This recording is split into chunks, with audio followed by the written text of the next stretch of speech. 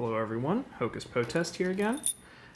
This time I have a Masterlock 140 to open, and if you saw my first video and you were worried, if you're not, my ice cream did not melt, and in the effort of full disclosure, my sponsorship deal with Ben & Jerry's does not exist. I'm just fat.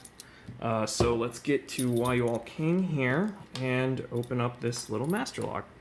We're going to hold it in the least comfortable way possible so that we are motivated to open it quicker.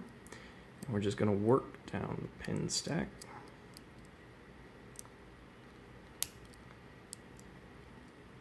And there we go.